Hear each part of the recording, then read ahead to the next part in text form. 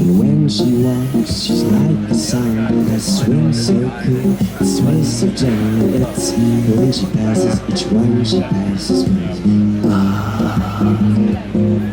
Oh, but I watch her so sadly. How can I tell her I love her? Yes, I would give my heart gladly. But each day when she walks to the sea, she looks straight ahead, but not at me. Tall and tan and young and lovely, the girl from Ipanema goes walking. When she passes I smile, but she doesn't see. Okay viewers, it's James Kalm, half-assed reporter, the guy on the bike. And we are back in West Chelsea. We're going to check out a David Humphrey show at Fredricks Freiser. I'm thinking it's going to be too crowded and too noisy in there, so maybe we'll just go in and pan around and then come back for a more in-depth viewing. Oh yeah. Genuine mob scene. Grace. Hello.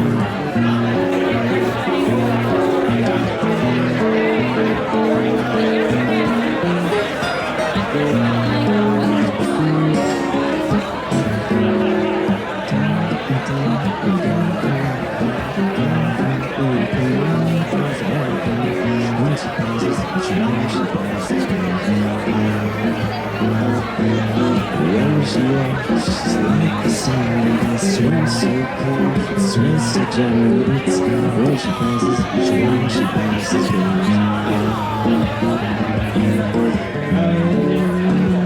But I watch her so sadly. How can I tell her I love her? I'd give my heart gladly. Yes, viewers, well, I finally made it back. So we're here at Fredricks Freiser, and we're going to take a look at David Humphrey's exhibition titled Portraits.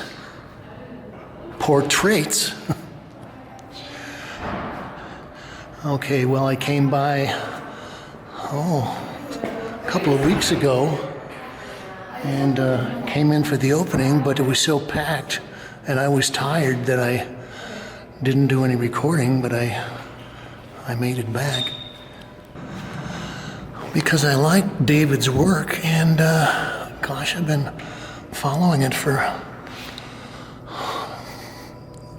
couple of decades. This is titled Abandoned Rooms 2024 Acrylic on Canvas, 60 by 72 inches.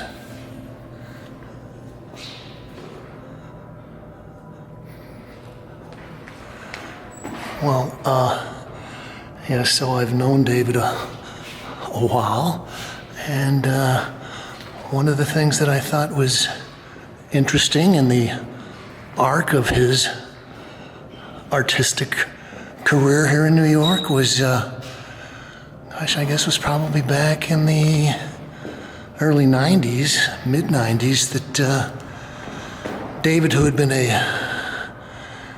an oil painter, pretty juicy, prolific oil painter, decided he was going to switch over and start working with acrylic. And, well, that was kind of counterintuitive because this is about the same time that a lot of people were switching over to very juicy oil paint. A lot of the European trans-avant-garde people and the Germans were painting thickly. Also, I think Philip Guston had become one of the people that everybody was looking at, and he was always a juicy oil painter. Okay, this piece is titled Plant Thoughts.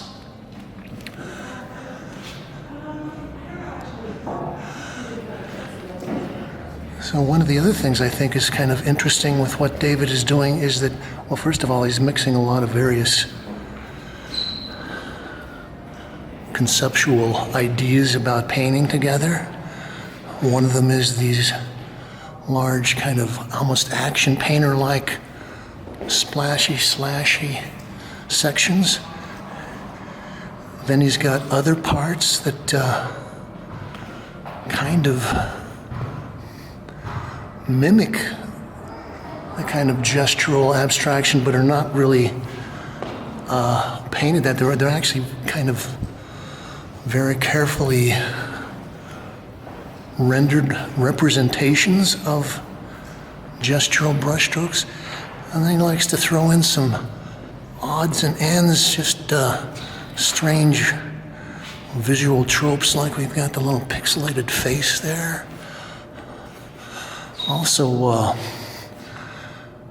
thought this was nice, the way that he's basically taken this whole front gallery and installed a suite of paintings. I believe these are all probably 5 by 6 feet, something like that. It's titled Before the Chair.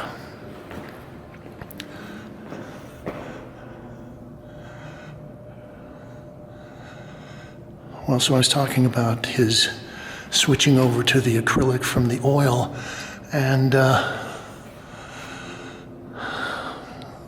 one of the things about that is that it leaves a very flat surface, very dry surface, and you can add various kinds of things to that, but I think David is one of the artists that kind of likes the flatness, and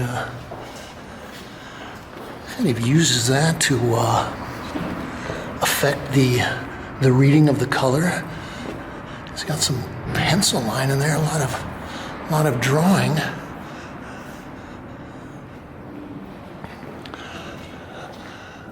Okay, I like this piece.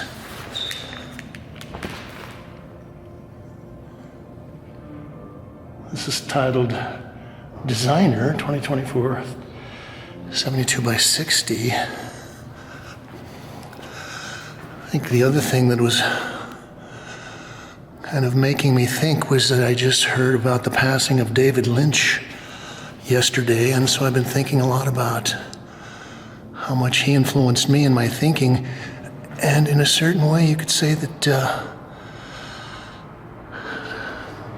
David has a certain kind of Lynchian approach to things, in that, well, like David Lynch, he kind of works with very everyday, quotidian kind of subject matters, and then somehow there is a disengagement with reality, and other things start to slip in, some kind of weird, I guess you could call some of this surrealism. Other parts to it are just, like I said, modern painting tropes. This is Rockman 2024.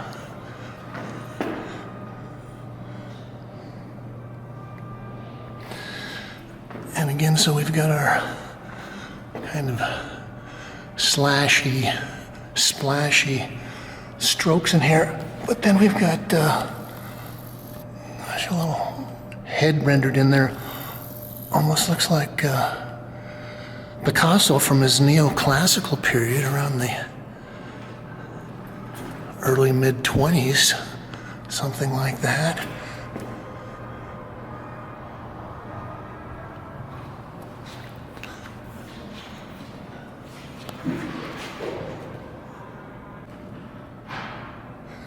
It's titled Hiker.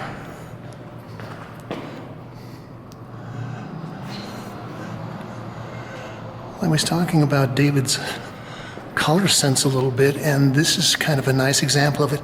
It's basically you've got the light blue and then this cobalt red. So got a kind of an abstract figurative element in here. But even that is not just straight drawing, it's almost like it's some kind of diagram with your little insets of thick versus thin, yellow versus orange, and blue strokes, squares, forms.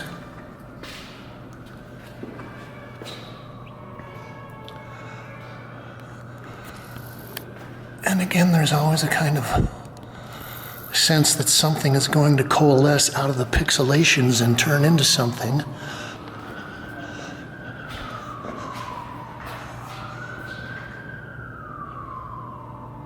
This is titled Colored Drinks.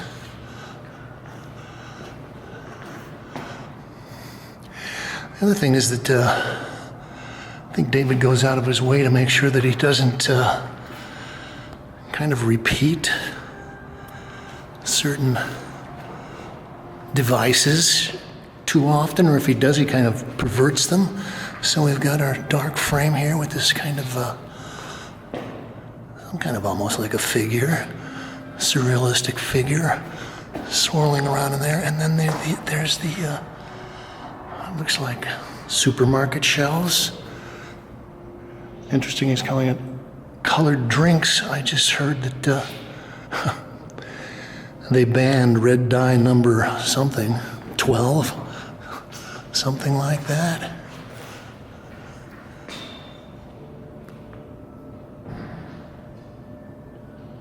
Luggage 2024, 72 by 60.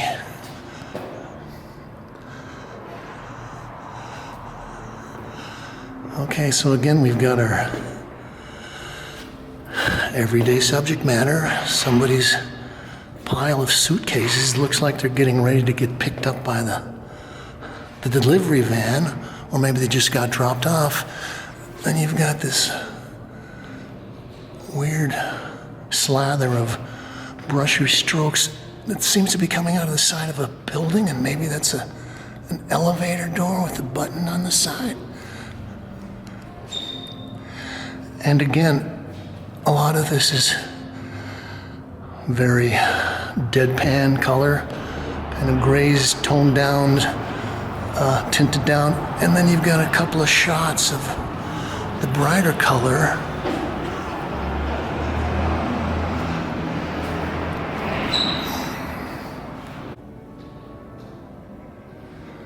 Cafe in Athens.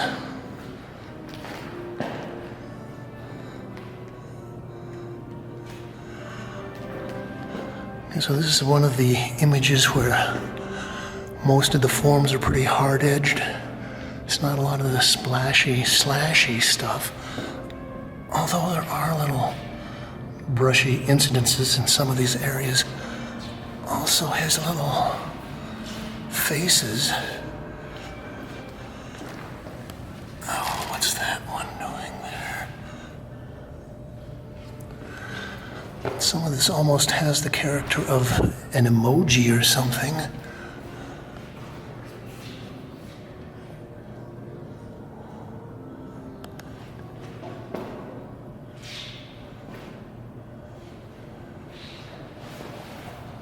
Okay, now we're going to look at the project room. And this is all curated by David's wife, Jennifer. And there's over 63 pieces in this show, so we're not going to get the titles and all that stuff. But among those 63 things, they've also broken this down into 6 or 7 subcategories. So this subcategory is titled Guys Thinking About Eating. And a lot of this is work on paper.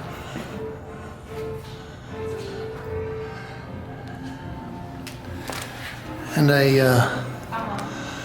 saw David after I initially came in and walked through the show a while ago, and we were talking, And I said one of the great things about this part of the show is that you really have a chance to see how David thinks and how he kind of develops an idea through certain different levels of things.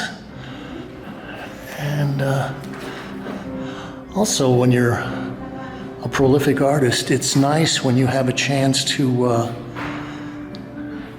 get a lot of the maybe unexpected stuff that's been hanging out in the studio for a while. I think this piece, or this section, is titled Product Placement. So we saw a painting in the front room that was dealing with like supermarket shelves, kind of a version of that piece. And this one. So we've got some sculptural things with spray paint.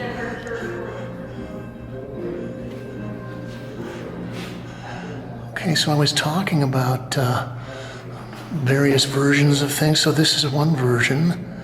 It's a painting on canvas. This is a work on paper, but he's changed the color composition. And then we've got this nice little color pencil study. Oh, and David does videos as well. As I say, I've known David for a long time. I think at some point he was working with David McKay Gallery, who represented Philip Guston in the last part of his life. And I think I remember going to a little dinner party. I was working at Utrecht. An artist came by and saw that I was interested in painting, and we were talking, and she said, well, come over for dinner. And I did, and well, David was there. And I think that was the first time I met him. And the funny part is, we were talking about galleries, and I said, yeah, I'm represented by Gabriel Breyer, some of his sculpture. And he said, oh gosh, yeah, I know that gallery. I went by there and I saw the show, and it was all like, had mirrors and gold leaf, and it was terrible. It was like the worst show I've seen in a long, long time. And I looked at him and I laughed and I said, yeah, that was me. And I guess that goes to things that I learned from Knox Martin, which was, one of them was that it's okay if people love you, it's okay if people hate you, but what you don't want is indifference. Okay, getting back to the versions. Okay, there's a version of one of them. Actually, that looks kind of like David right there. So that could be a portrait. And it's great, we've got the little wall full of sketches and things in the background. And then he's got the little kind of picture of himself there. And I was wondering, I don't know whether you would call this surrealism. It could be, but there's a certain kind of pop goofiness to this.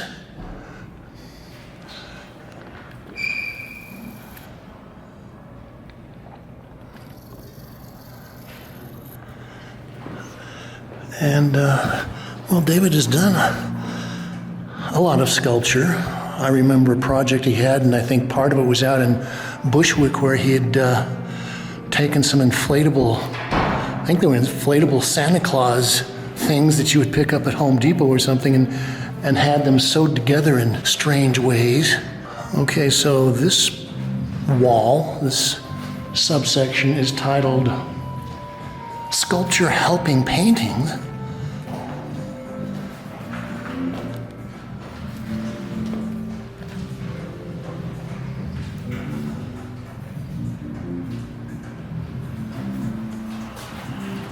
So we've got our little mushrooms.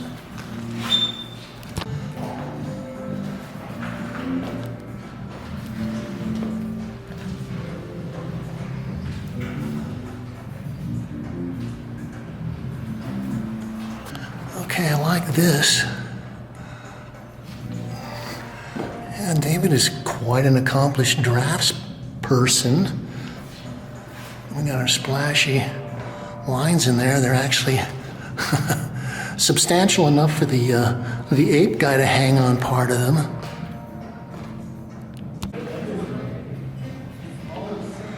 Okay, so this wall is titled Institutional Disillusionment. I got some of the animal pictures.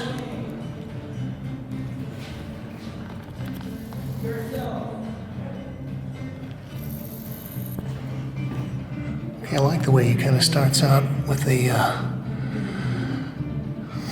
maroon drawing, and then it fades into a kind of a turquoise.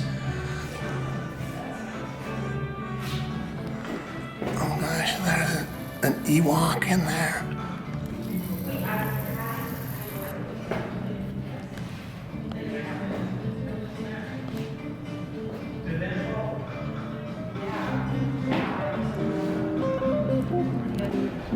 James Kalm reporting on David Humphrey portraits here at Fredricks Freiser.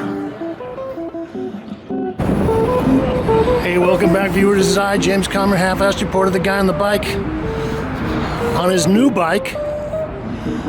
And this is our first rough cut report for 2025, which means it's been about 19 years since the Kalm report got started, and we are on the Pike, Henry Street corner, and we're gonna run in here to Bladestudy to see a show titled In a Nutshell by Pap Souleye Fall. Stay tuned. I guess we'll start out looking at this impressive piece here. Fills up just about the entire gallery.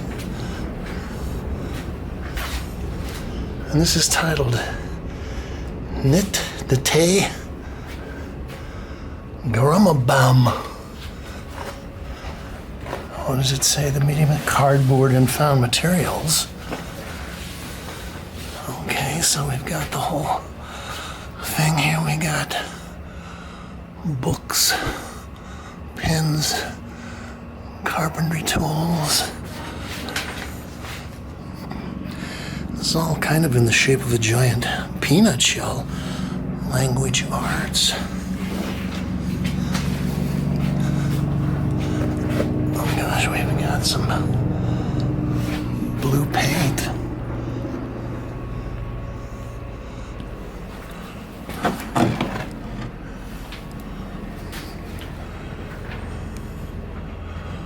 Bauhaus weaving theory. Okay. So I think one of the ideas about this is not only the sculptural piece, but the way it fills the gallery space. And I think one of the ironic linguistic aspects of this is that normally a peanut is almost referred to as something that's small, but in this case it takes up the whole gallery and kind of presses everything to the wall. So I like there's a lot of interesting crafty stuff going on here.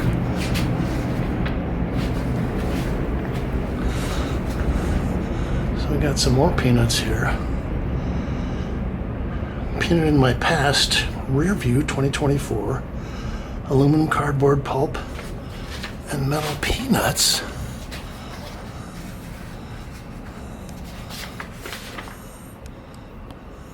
In a Nutshell invites a deeper aesthetic inquiry into the conundrum struggling against the repression of dynamic cultural expression through rigid systems that prioritize fixed ideas over organic change. By extending and resonating with the visceral qualities of the Crépissage ritual, the works on display explore the creation of idiosyncratic forms, not as a passive act of compliance, but as a living, evolving process.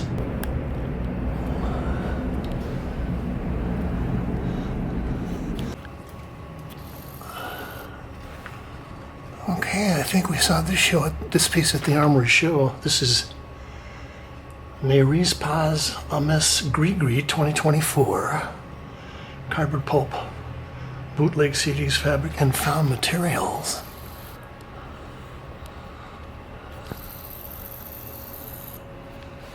We're in the back room. This piece is titled Warrior Husk 2024, 46 by 22. Cardboard hoodie and pearls. So that's all woven cardboard.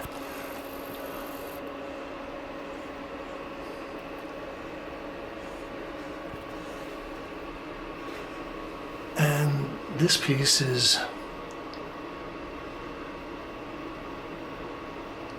Arashish's 2024, and this is cardboard pulp, thread, fabric, found materials, and cast peanut beads. Okay, so that was, in a nutshell, sculptures by Pap Souleye Fall at Bladestudy. We're gonna roll on. Now, viewers, we're gonna run into the GARTH GREENAN gallery and take a look at an exhibition by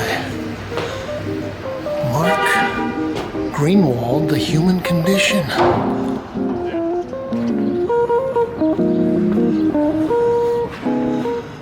Well,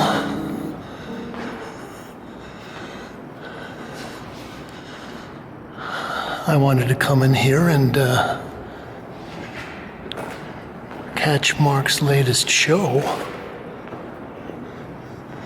I'm a big fan, and I consider him kind of a friend. I don't get to see him very often, but he's a very interesting and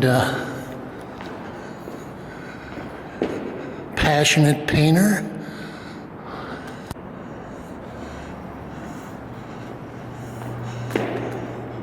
This is titled American Dream No. 2, 2024. 18 by 24 inches, oil on linen over panel.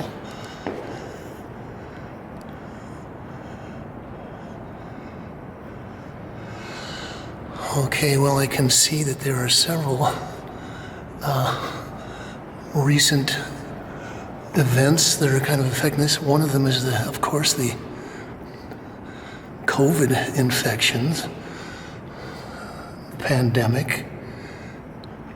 One of the other reasons that I love Mark's work is that, I do a lot of videos. I get a lot of people commenting on the videos, and sometimes I get people from other parts of the world outside of New York. And a lot of times they're saying things like, gee, this is abstract painting, and my 3-year-old could do that, and so on and so forth. So I said, why don't you show us some real technically skilled artists? And, Mark is certainly that. He is a fantastic technician.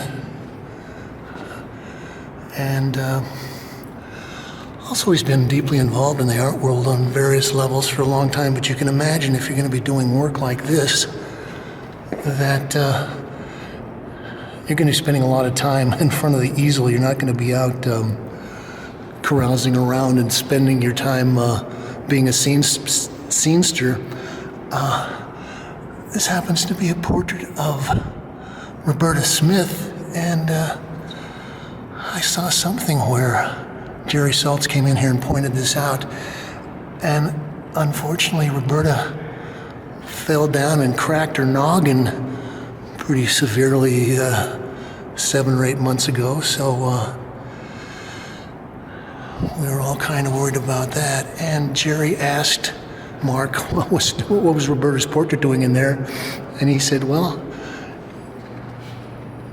she's doing a lot in my imagination. You know, she's a major player in my imagination. And Jerry said, yeah, mine too. Mine as well.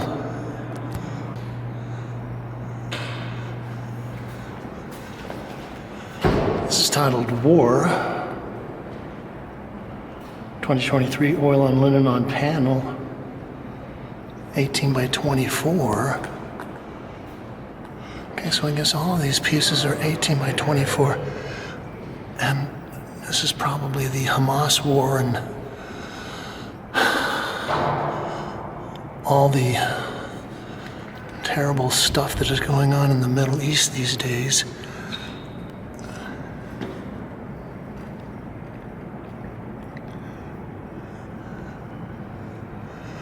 But Mark, like I said, is such a great technician. You can look at this wall and you can see the little bullet holes, and he's very good at capturing the character of these faces. Look at that, there's a little tear that's coming down the cheek of that character.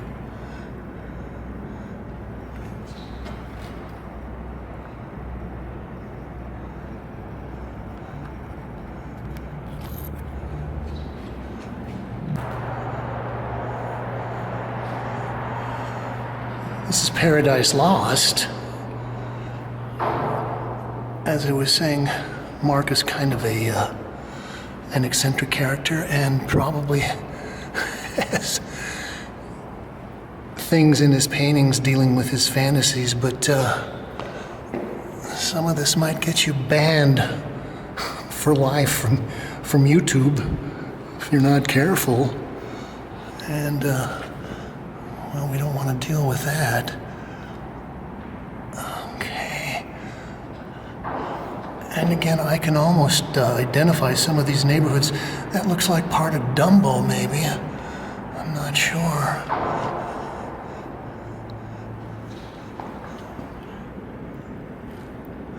I know that Mark was also a close friend of Chuck Close, and in a show that he had here a couple of years ago, he had several paintings that featured Chuck.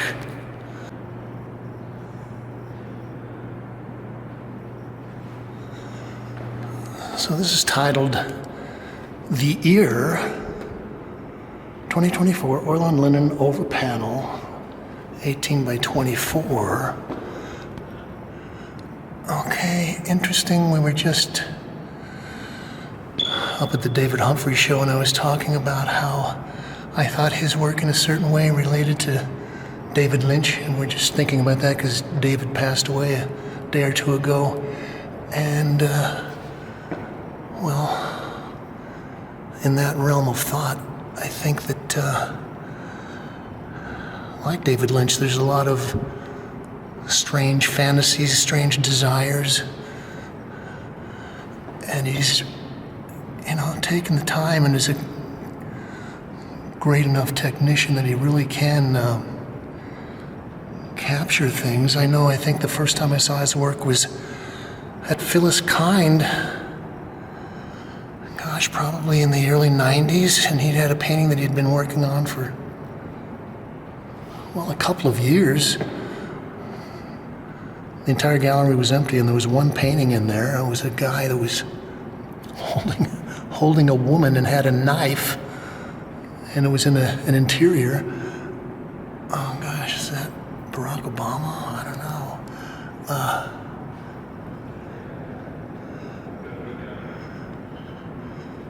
But there's a lot of time and very deep observation that goes in here. I know that Marx works with photography and photographs. Also, he does a lot of drawings and studies. And as I was saying, the David Lynch thing, I think Blue Velvet all starts with the Kyle MacLachlan character finding an ear in the grass.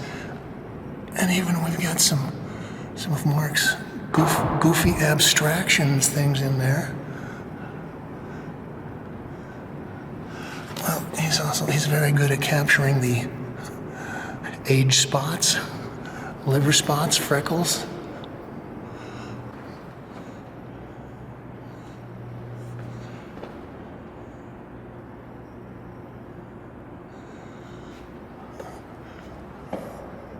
This is American Dream 2023, oil on panel, over oil on panel. As I was saying, there's a lot of narrative threads going through here that would take you a while to sort out and kind of make up your personal stories. So, okay, we've got the incarcerated guy behind bars. We've got somebody in a Chairman Mao suit being swabbed. American flag. We got the grain silos in the background. I don't know who that cat is. Some kid in school, and I don't know what he's got there.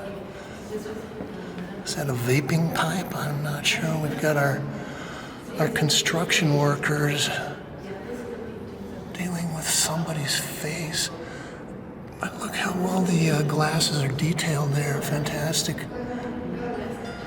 I think Mark probably does spend time with the little magnifying goggles on, staring at things and really trying to decipher the parts of the image and how fine you could sort of shade them to make sure you get your photorealistic effect. And like I see, that's why we like Mark.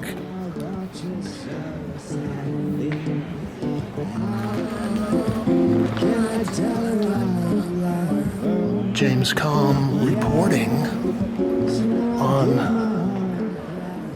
Mark Greenwold, The Human Condition, here at GARTH GREENAN Gallery. So you can leave your thoughts, ideas, comments, criticisms, reviews, and suggestions below. You can also subscribe. And the only thing that we ask you is the same thing we've been asking for 19 years that the James Kalm Report has been published on YouTube is, thank you, Kate.